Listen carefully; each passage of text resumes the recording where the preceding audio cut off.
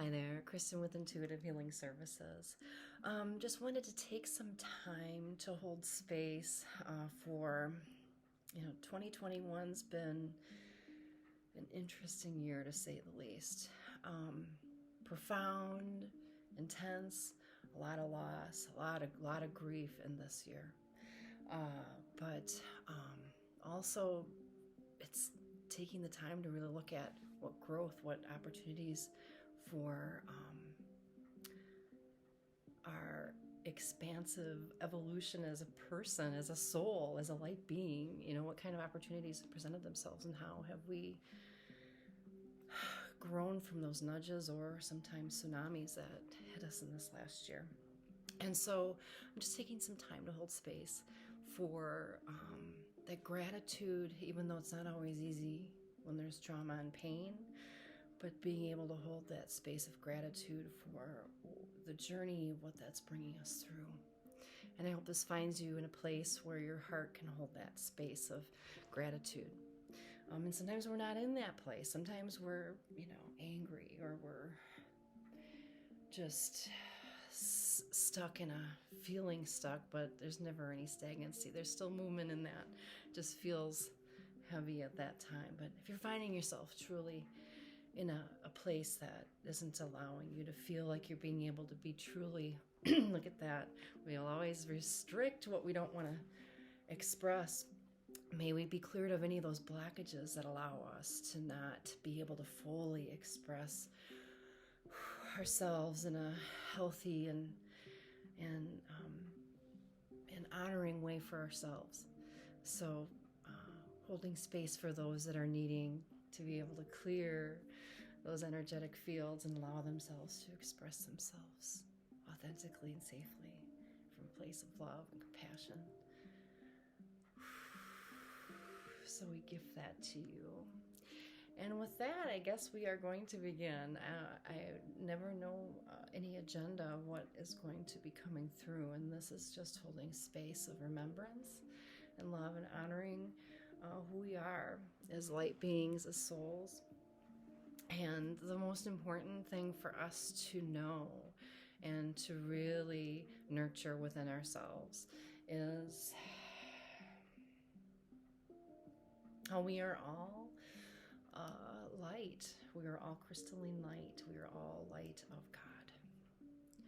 All of the same light source, regardless of what we believe or what we think. The authenticity of reality of our existence is that we are light beings, sentient light beings, authentic beings of light. We honor that within ourselves, within each other. And it's also so important that we honor our own individual uniquenesses and what make us authentic to who we are. And that isn't always easy. These things for myself, to be able to put myself out there, certainly isn't easy. But I have to step out of that unease and share what's important. And messages of love and understanding and compassion are what must be shared. So we take a moment and allow ourselves to be centered, purely, deeply centered.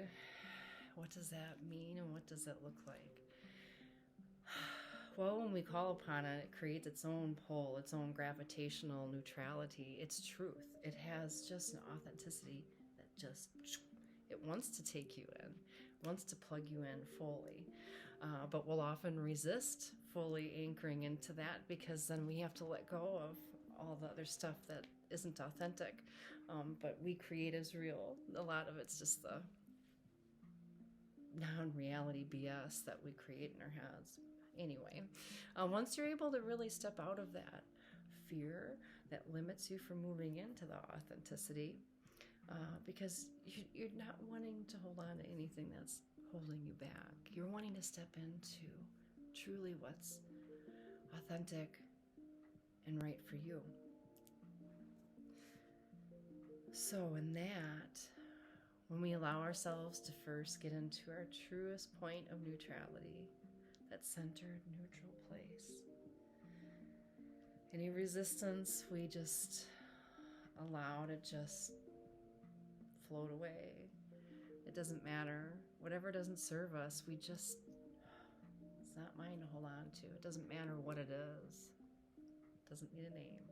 It just needs to be gone.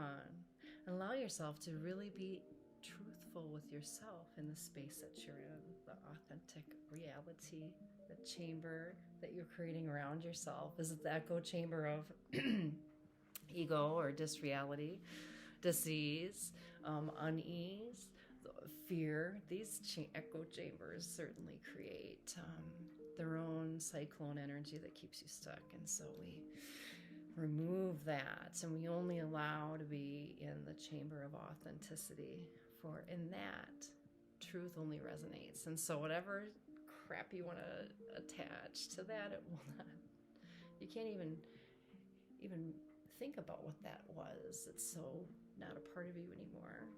It's profound work when we allow ourselves to be really in it, but that means we have to really be okay with letting go of the disillusionment of the reality that we've created for ourselves and our lives, our families. So it just puts you in a centered head space, and allow yourself to receive that.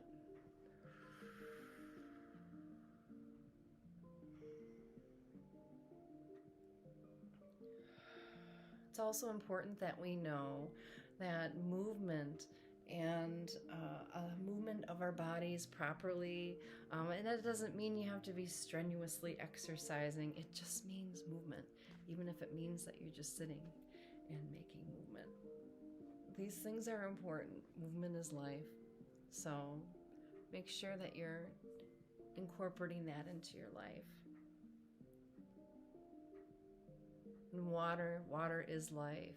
And knowing that water contains the crystalline frequencies of life, and we are able to really magnify that by first taking the time to, however you want to word it, blessings, setting intentions, but we can really have impact on that because it's energy. And crystalline energy, oh my, does it like to absorb light? Oh, does it like to receive that? So when you're sending it positive light and connecting into these realms of absolute pureness in the crystalline frequencies, you're able to really bless your water, and then thus being conscious of what you're putting into your body and instilling into your cells that crystalline light. Not to be confused with crystal light. Not that I'm dissing that, but this is crystalline light. I couldn't resist that one. I know that's terrible. All right. So then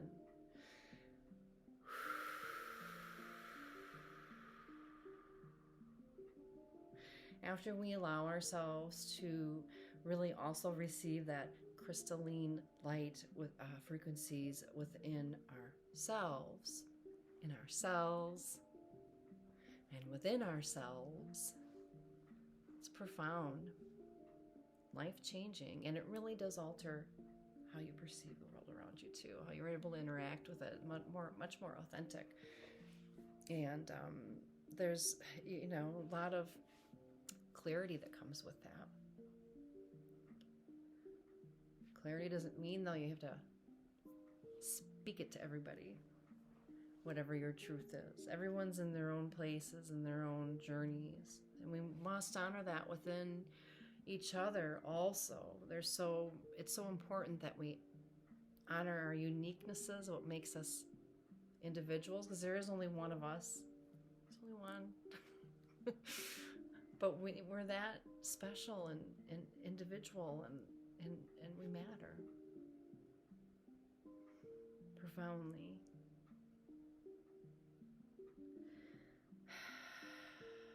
And giving ourselves the grace and understanding of receiving true unconditional love for ourselves. Holding that space for ourselves, not anyone else.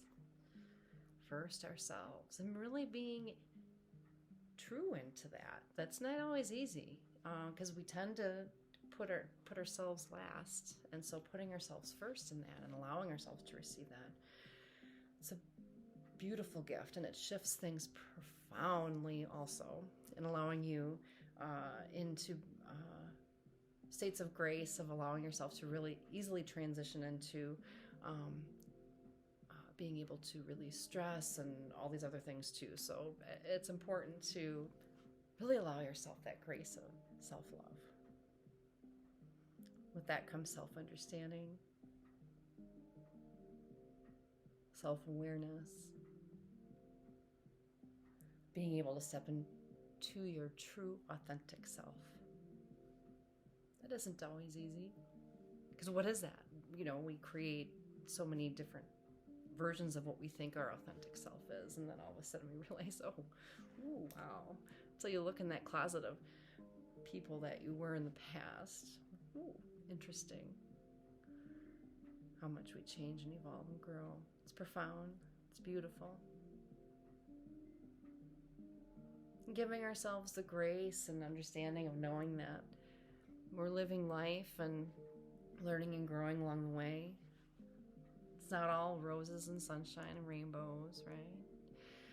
I mean, in order to have a rainbow, you've got to have a storm typically. So, whew.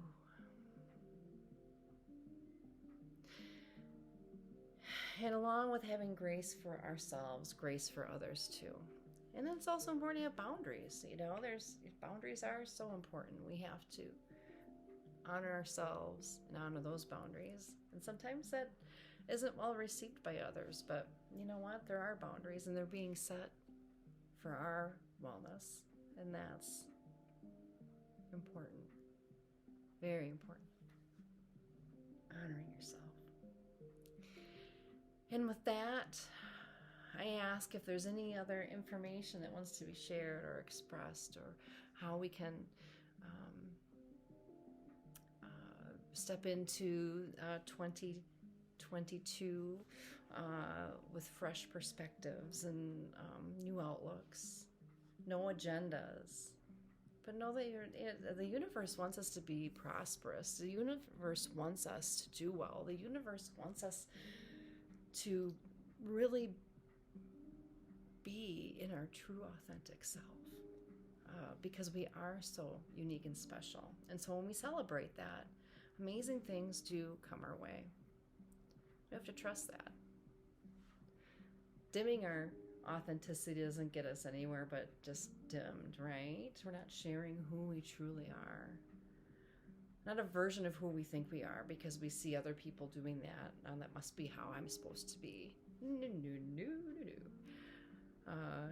Be true to who you are.